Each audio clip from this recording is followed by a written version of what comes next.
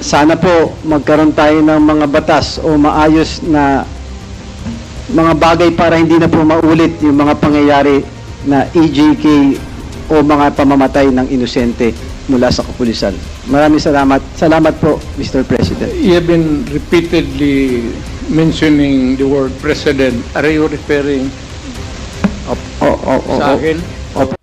Ito na nga, Congressman Ernest Junicio nagkanda utal-utal nang hindi alam kung paano ipapahiya sa FPRRD.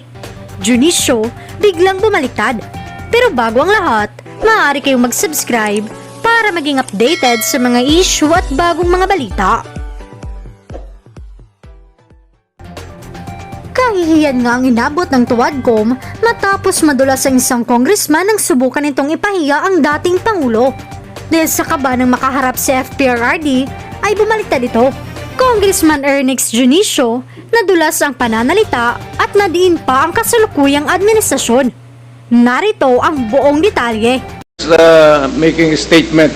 Yeah, I'm Hindi just ko na nakilala. Iba ng hairdo niya eh. I'm just reminding the Pati yung kulay ng resource buhok. person. So the next to interpolate is Congressman Ernest Junicio. You have 10 minutes. Thank you, Mr. Chair. I might not take that long. Magandang gabi po. Magandang gabi po, Mr. President. Kung maaari pong magtanong ako ng kaunting katanungan lang po sa inyo. Opo, Mr. President, alam ko po na talaga pong galit po kayo sa droga at marami naman pong kababayan natin na who agrees in the fight against drugs. Sobra Opo.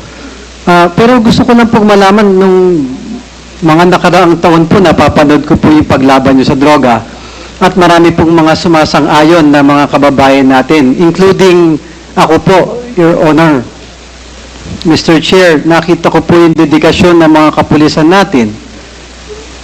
Sinasalang nila yung buhay po nila para sa paglaban ng illegal na droga. Meron lang po kasi ako, Mr. Chair, Sir, Mr. President, na nabago po yung kaunti ng naging experience sa pong personal. Hanggang ngayon po, galit din po ako sa droga. Pero kung matatanong ko lang po, with all due respect, Mr. President, yung po bang, meron po bang mga kapulisan na nakarating po sa inyo na ng abuso po nung paglaban natin sa droga?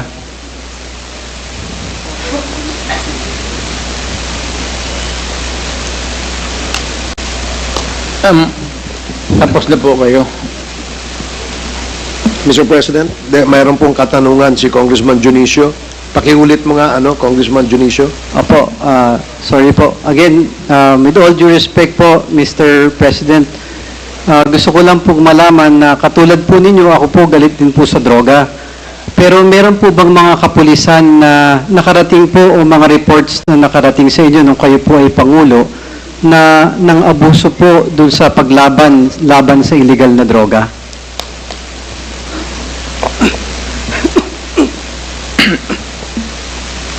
Lahat ho ng pulis, pati military na pumasok ng droga, patay.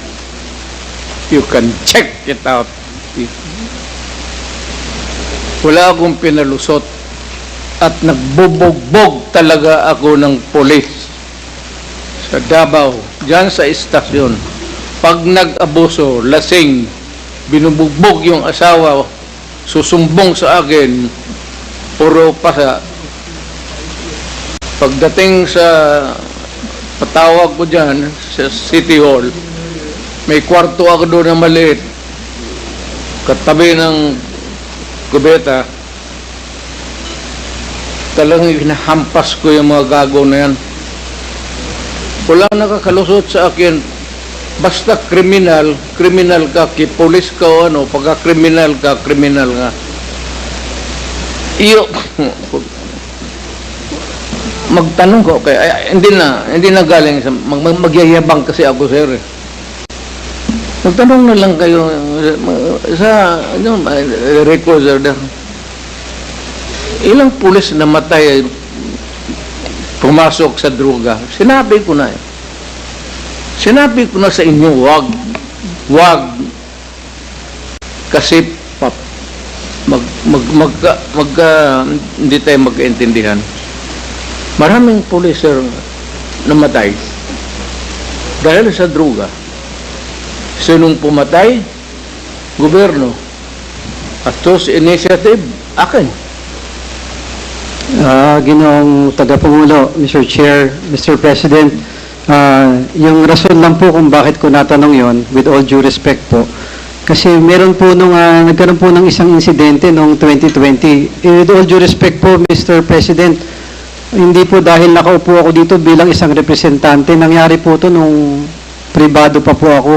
Kaibigan ko po kasi na malapit to, Mr. President, na sana po yung masolusyonan ng Quad o baka po sa ilan po sa mga tao niyo makatulong po para pong kapatid ko kasi itong namatay, Mr. President. Ano po kasi, if I may read po yung istorya, ka-text ko po yung kuya niya na kaibigan ko po. Lumapit po yung pamilya Britannico sa inyo nung taong 2020 po. Ang pangalan po nung namatay si Delphine Britannico, isa pong matalik na kaibigan ko na wala pong involvement sa droga kahit po ma-check. If I may read po yung konting istorya po, baka maalala nyo lang po, Mr. President. Delphine Britannico killed allegedly by a policeman last January 19, 2020 in Iloilo City. Delphine was innocent bystander who was a collateral damage. Delphine came across a policeman while he was parked outside this village after an alleged EJK operation hit with reward. Yun po kasi yung, hindi po sa akin galing yun, Mr. President. Yun po yung sinabi ng pulis na nagkaroon po kasi ng hearing. An alleged drug suspect po yung allegedly na inatake nila si Alain Muller. There were policemen implicated in this operation po, Mr. Chair. Police Corporal Joseph Andrew Hoven was identified by the NBI as the driver of the Mitsubishi Adventure used in the killing of Alain Muller and Britannico. Mr. President, yung istorya po kasi nito, si Del Britannico po, naglabas lang po, nagmamotor po sa umaga. Paglabas niya po, may nakita po siyang sasakyan na hindi niya alam kung sino. Inaalis po yung mga sticker o nagpapalit ng anyo nung sasakyan. Bilang kaibigan ko, kilala ko po siya, nag-video po siya. Nakakita siguro ng something suspicious, nag-video. Ngayon nilapitan po siya nung sasakyan. Paglapit, anong binibidyo mo? Sagot po niya dahil suspicious kayo. Binaril po siya sa dibdib. Pagbaril, umabante po, akala patay na siya. Pinilit po ni Del, yung kaibigan ko, ibangon yung motor niya. Inatrasan pa po siya at binaril po muli. Allegedly ng mga pulis.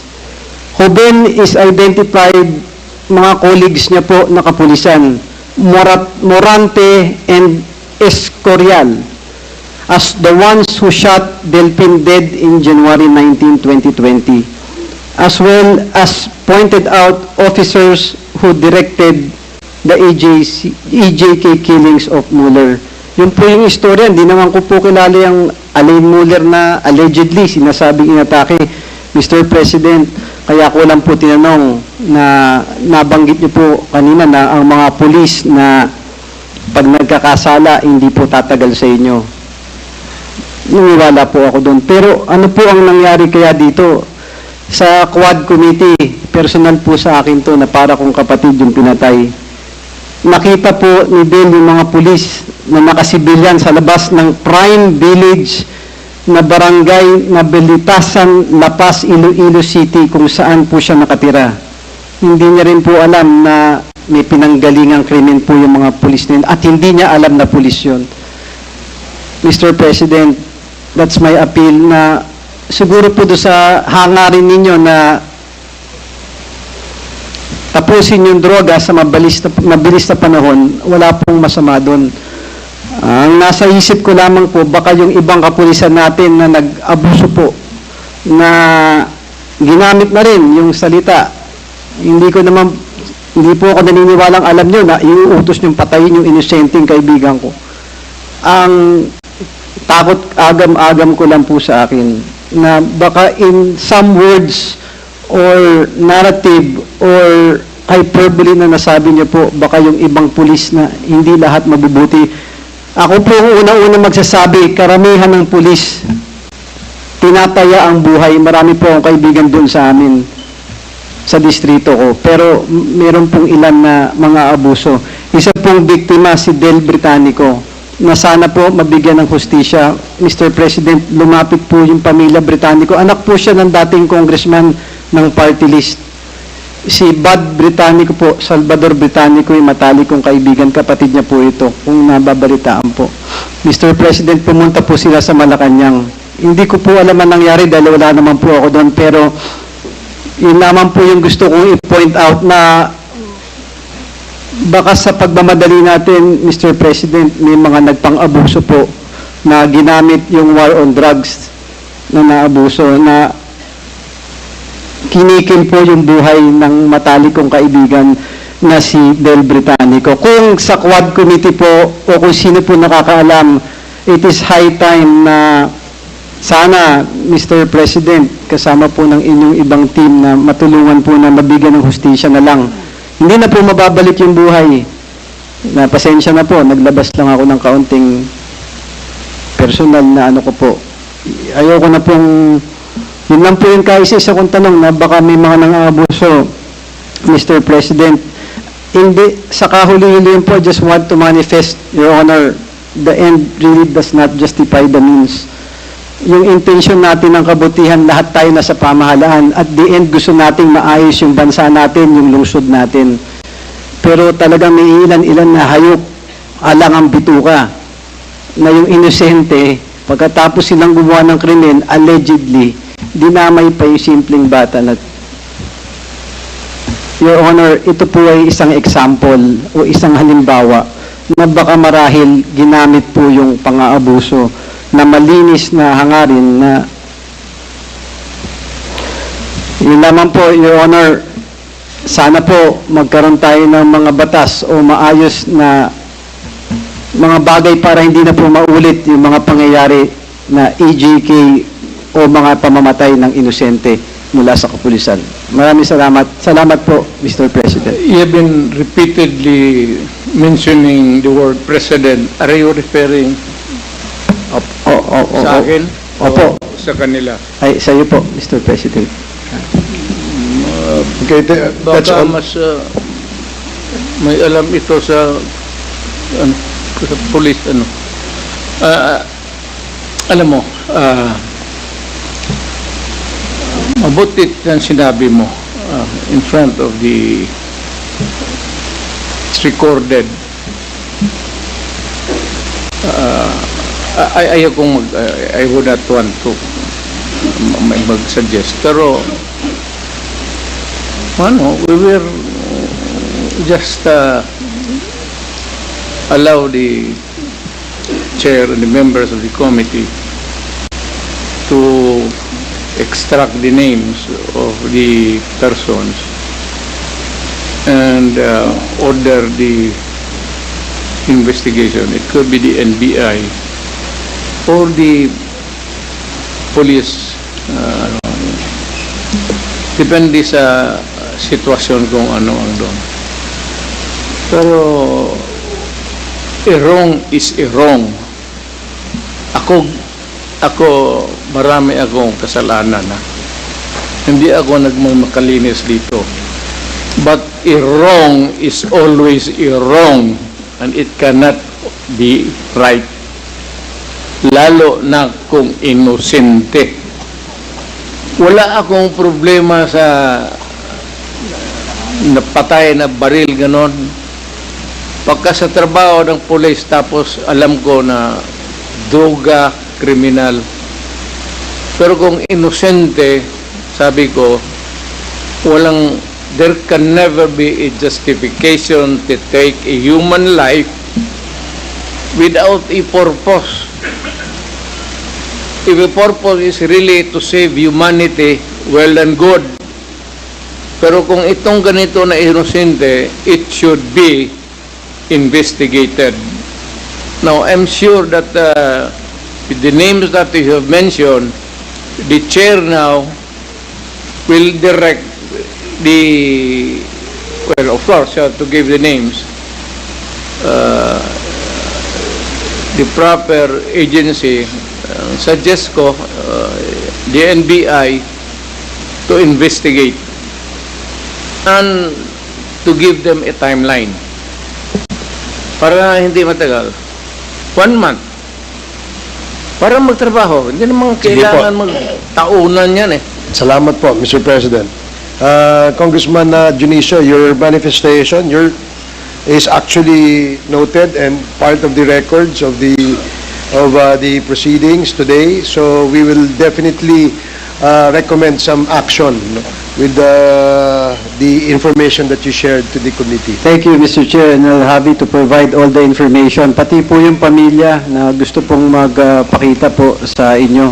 Okay, kung sige. makakatulong Salamat po. Salamat, Mr. Chair. Salamat po, Mr. President. So the next to interpellate is Congressman Bong Teves. You have 10 minutes.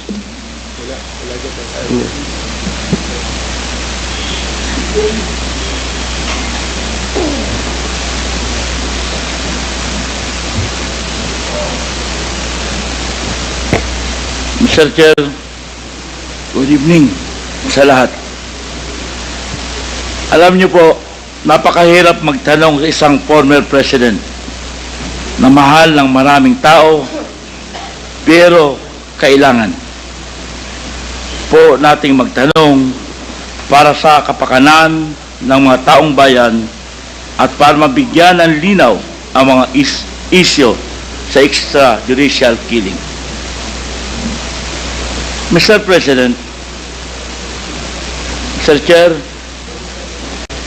kilala po ba ninyo si Mr. Jamie Guban o pamilyar po ba kayo sa pangalan niya at si Mr. Mark Taguba?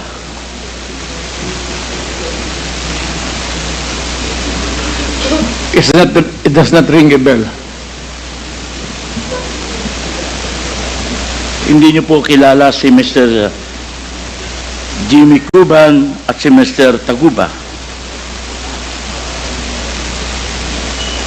Kasi po, according to Mr. Jimmy Guban at Mr. Mark Taguba, sangkot po si Davao Congressman Honorable Pulong Duterte at si Attorney Mans Carpio na inyong manugang at si Mr. Michael Yang na inyong Presidential Economic Advisor sa nahuling 1 billion worth of shabu sa magnetic lifters sa Port of Manila at sa smuggling ng mga metal cylinders na may lamang 6.4 billion na halaga ng shabu.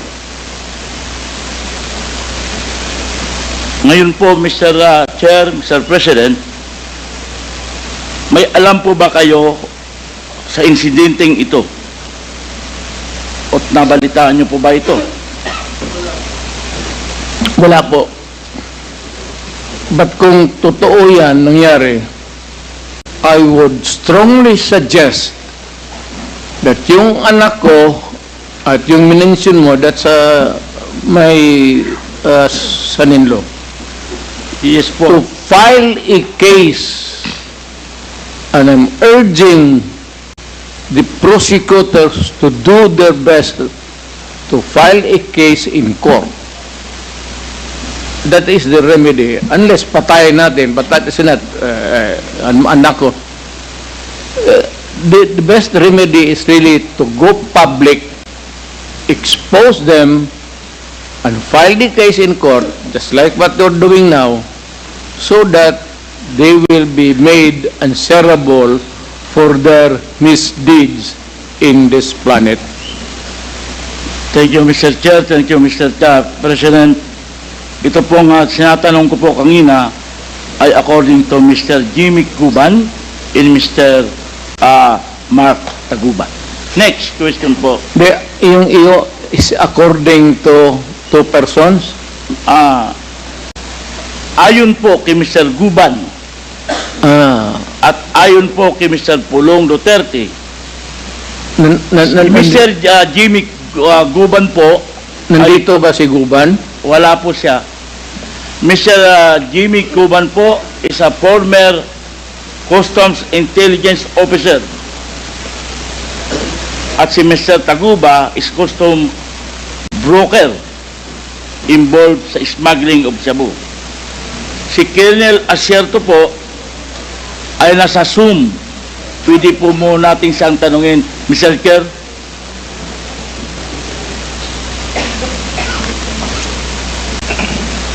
I'm sorry, Congressman Tevez, what was the question? Pwede po ba nating tanungin si Colonel Asierto dahil po siya ay nasa Zoom regarding po rito sa mga tinatanong ko po kanina kay former President. You can ask questions to Colonel Asierto. You have 10 minutes, Congressman Tevez. Yeah, the names of my son and they must come here and testify in person. Huwag yung Zoom na Zoom. Hindi pwede yung Zoom na Zoom because that is not a standard of justice. Hindi pwede yung ganun. Ang pangalan ng anak ko, pati yung son-in-law ko, so I will object. Bakit tayo mag-zoom-zoom dito? Dalhin mo dito yung tao. Give the names of those persons to the committee so that they can subpoena the idiots, the other around, o dalhin mo dito, paupuin mo so that the committee members and the chairman can ask questions. Mr. And we can Mr. feed President. our questions with him so that Mr. Chair, Mr. President, with all due respect, when last Monday when we canceled the invitation supposedly for today's committee hearing, and then yesterday we decided that we proceed again with this committee hearing. We have sent out, we were in a press conference, and I mentioned in the press conference that those who want to attend as our resource person for today's committee hearing is welcome. And that is why several of our resource persons are here. Senator Leila de Lima, Father Flavio Villanueva, Senator Antonio Trillanes, and the others, no? And former Congressman Nery Colmenares is also present. It is because perhaps they heard that there was a invitation that we stated during the press conference. Now, ginagawa din po sa amin ang when we ask questions to our resource persons via Zoom, it is allowed, no, under our rules na they can be asked questions and they can also participate in a committee hearing. However, in this case of Colonel Asierto, para lang po to set the record straight, siya po ay wala po dito sa Pilipinas. Hindi po namin ma-locate kung nasaan po siya. But when we offered and invited them to join the committee hearing, he has signified his intention to join this committee hearing via Zoom. And since the rules allow that, Your Honors, Mr. President, pinayagan po namin. Yan po ang nakasaad sa rules ng Rules of Procedure Governing Inquiries in Aid of Legislation sa 19th Congress po. Just for the information of the former President. So, kaya po siguro nandiyan dyan yung kung nagtanong po si Congressman Bong Teves kung maaari po bang tanungin si Colonel Asierto I don't know if he's still online. Pwede niyo po siyang tanungin. Just for the information of the former president. Thank you. Please proceed, Congressman Tevez. May I ask to Colonel Iserto kung nandiyan pa?